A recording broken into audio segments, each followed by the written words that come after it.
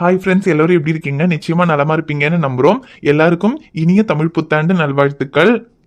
இந்த புத்தாண்டு உங்க எல்லாருக்கும் சிறப்பா அமையறதுக்கு நாங்க கடவுள்கிட்ட வேண்டிக்கிறோம். எல்லாருக்கும் happy new year. Happy Tamil new year தங்கம். அது மறந்துட்டேன். Happy Tamil new year. Okay friends, அப்புறம் இன்னைக்கு ஃபர்ஸ்ட் மன்னிப்பு கேட்டுக்கிறோம். இன்னைக்கு வீடியோ போட முடியல, ஏன்னா இன்னைக்கு எங்களுக்கு விஷு பண்டிகை, அதனால வீடியோ எடுக்க முடியல. நாளையில இருந்து தவறாம என்னுயிரே வந்துடும். அப்புறம் விஷு பண்டிகைனா என்னன்னு ஒருத்தவங்க கேட்டிருந்தீங்க. விஷு பண்டிகைங்கிறது ஒன்றும் இல்லைங்க. தமிழ் நியூ இயர் எப்படி நீங்கள் கொண்டாடுறீங்களோ அதே மாதிரி கேரளாவில் எங்களுக்கு இன்னைக்கு நியூ இயர், அதுதான் விஷு பண்டிகைன்னு கொண்டாடுறோம். வேறு எதுவும் புதுசாலாம் கிடையாது. தமிழ் நியூ இயருக்கு என்னெல்லாம் பண்ணுவீங்களோ அதையே தான் நாங்களும் பண்ணுவோம். அப்புறம் முன்னாடியில இருந்தே வீடியோ பார்த்துக்கிட்டு இருக்கவங்களுக்கு எங்களை பத்தி எல்லாம் தெரியும். ஃபேஸ் ரிவீல் வீடியோல எல்லாமே சொல்லியிருந்தோம். இருந்தாலும் தெரியாதவங்களுக்காக ஏதாவது கொஸ்டின் இருந்தா கேளுங்கன்னு சொல்லியிருந்தோம். கொஞ்சம் பேர் கொஞ்சம் கொஸ்டின்ஸ் கேட்டிருக்கீங்க, அதுக்கு மட்டும் ஆன்சர் பண்ணிடுறோம். விருப்பம் இருக்கவங்க இந்த வீடியோவை பார்த்தா போதும், மற்றவங்க ஸ்கிப் பண்ணிடலாம். ஃபர்ஸ்ட் கொஸ்டினே, ஷமீர் அண்ணாவும் சக்தி அண்ணாவும் எப்படி ஃப்ரெண்ட்ஸா? நீங்க எவ்வளவு வருஷமா ஃப்ரெண்ட்ஸ்? இதுக்கு சக்தி ஆன்சர் பண்ணாதான் கரெக்டா இருக்கும். சொல்ற சக்தி. எப்படி ஃப்ரெண்ட்ஸ் ஆனீங்கன்னா எங்க 2 பேர் வீடும் பக்கத்துல தாங்க. சின்ன வயசுல இருந்தே ஃப்ரெண்ட்ஸ் தான். வீடியோல சொன்ன மாதிரி முட்டி போட்டு நடக்க ஆரம்பிச்ச காலத்துல இருந்து 2 பேருமே ஃப்ரெண்ட்ஸுங்க. நல்லா என் வீட்டுல இருந்ததை விட அவன் வீட்டுல தாங்க அதிகமா இருந்திருக்கேன். ஆமாங்க, எப்பவுமே ஒன்னாவே தான் இருப்போம். எங்கேயாவது போறது வர்றதுனாலும் ஒன்னாவே தான் போவோம். அப்புறம் வேலையெல்லாம் கிடைச்சதுக்கு அப்புறம் தான் இப்போ ஒன்னா இருக்க முடியல.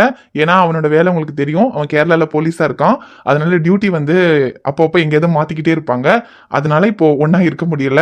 இருந்தாலும் ஊருக்கு எப்பெல்லாம் வருவோமோ அப்பெல்லாம் ஒன்னா தான் இருப்போம். ஓகே, அடுத்த கொஸ்டின், உங்களுக்கு லவ் மேரேஜா அரேஞ்ச்டு மேரேஜா? சொல்ற மச்சான் சொல்லு, நீதான் தைரியமான ஆளாச்சே சொல்லு.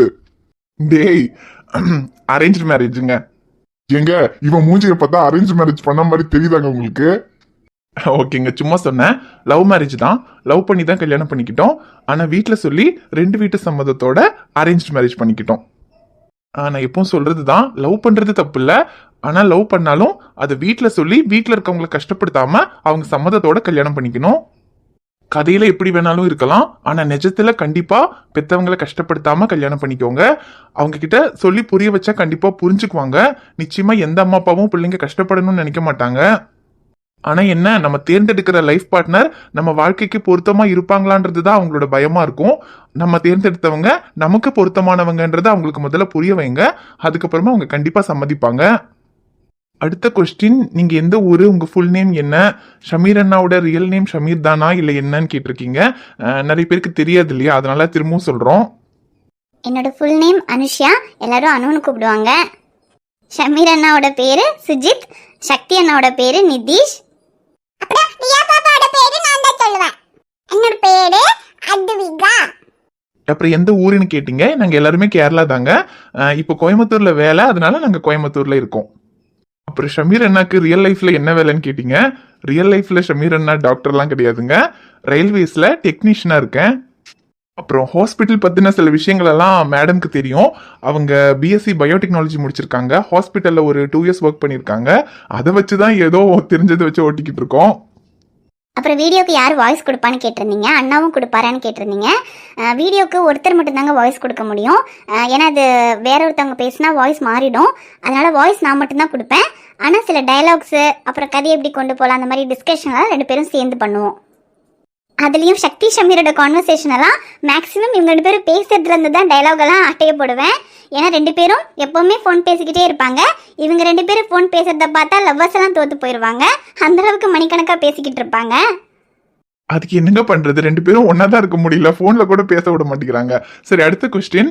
அப்புறம் ரியல் லைஃப்ல வந்து ஷமீர், ஐஷு, சக்தி, ரியா, அன்பு கேரக்டர்லாம் இருக்குன்னு சொன்னீங்க. மின்னல் இருக்காங்களான்னு கேட்டீங்க. மின்னல் இருக்குன்னு தாங்க நினைக்கிறோம், ஆனா பையன் சொல்ல மாட்டேங்கிறான். கண்டிப்பா எங்களுக்கு தெரிஞ்சா உங்களுக்கு சொல்லிடுறோங்க. அப்புறம் ஷமீர் அண்ணா ரியலாவே முஸ்லீமா இல்ல ஹிந்துவான்னு கேட்டீங்க. இல்லைங்க, நாங்க எல்லாருமே ஹிந்து தான். ஆனா எங்களை பொறுத்த வரைக்கும் இந்த ஹிந்து, முஸ்லீம், கிறிஸ்டின் அப்படிலாம் கிடையாதுங்க. எங்களுக்கு எல்லா மதமும் ஒண்ணுதான். நாங்க எல்லா கோயிலுக்கும் போவோம். ஆமாங்க, எங்களுக்கு முஸ்லீம் ஃப்ரெண்ட்ஸ் நிறைய பேர் இருக்காங்க. நானும் இவனும் கோயிலுக்கு போனதை விட பள்ளிவாசலுக்கு தான் அதிகமா போயிருக்கோம். அதனால இந்த மதத்துல எல்லாம் பெரிய நம்பிக்கை கிடையாது. எங்களுக்கு எல்லாருமே ஒண்ணுதான். அப்புறம் சிஸ்டர், உங்கள் ஏஜ் என்னன்னு கேட்டீங்க. சிலரெல்லாம் அக்கான்னு கூப்பிடணுமா தங்கச்சின்னு கூப்பிடணுமா என்னன்னு கூப்பிடணும்னு தெரில அப்படின்னு சொன்னீங்க. என்னோட ஏஜ் வந்து 30ங்க. எனக்கு 31ங்க. எனக்கும் 31 தாங்க. அப்புறம் பாப்பாவுக்கு 3. ஓகே, இனி நீங்க அக்கா, தங்கச்சி, அண்ணா, தம்பி, மகளே, மகனே எப்படி வேணா கூப்பிட்டுக்கலாம்.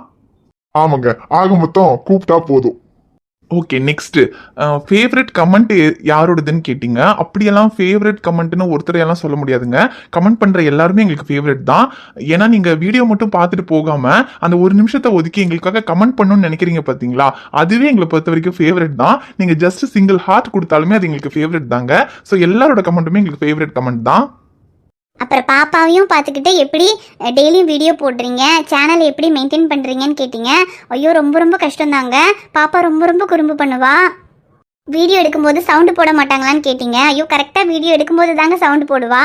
என்ன பண்ணுறது, அதை டெலிட் பண்ணி தான் திரும்ப திரும்ப பேசுவேன். வேறு வழி இல்லை. அப்புறம் பாப்பா தூங்குற நேரத்தில் கொஞ்சம்லாம் சீக்கிரமாக எடுத்து முடிப்பேன். மற்ற நேரத்துலலாம் எடுக்கவே முடியாதுங்க, சவுண்டு போட்டுகிட்டே தான் இருப்பா. அப்புறம் இவரோட சப்போர்ட் இருக்கிறதுனால மட்டும்தாங்க சேனலில் ரெகுலராக வீடியோ போட முடியுது. ஏன்னா இவர் வீட்டில் இருக்கிற நேரத்துலலாம் இவர் பாப்பாவை பார்த்துக்குவார். நைட்டெல்லாம் கூட நான் வீடியோ எடுக்கும்போது இவரே பாப்பாவை தூங்க வச்சிருவாரு. அந்த மாதிரி எல்லாமே இவர் பார்த்துக்கிறதுனால தான் வீடியோ கரெக்டாக போட முடியுது. பரவாயில்ல மச்சான், தங்கச்சி நீ சொல்லி கொடுத்த மாதிரி கரெக்டா பேசிருச்சு. டேய், எங்க சொல்லி கொடுத்தலாம் பேசலங்க, அதுதாங்க உண்மை. சரி நம்பிட்டாங்க, விடு. அடுத்த கொஸ்டின். அப்புறம் கதைக்கு இப்படி ஸ்கிரிப்டெல்லாம் எழுதி வச்சு பண்ணுவீங்களான்னு கேட்டிங்க. அப்படி எழுதி வைக்கிறதுக்கெல்லாம் நேரம் இல்லைங்க. பேப்பர் பேனெல்லாம் எடுத்தாலே பாப்பா ஓடி வந்துடுவா. நான் ஏபிசிடி எழுதணும் கூடன்னு வாங்கிடுவா. அப்புறம் எங்கேருந்து எழுதுறது? அதனால் எழுதியெல்லாம் வைக்கிறது இல்லை. அப்பப்போ என்ன தோணுதோ அப்படியே எடுத்துகிட்டு போக வேண்டியதான்.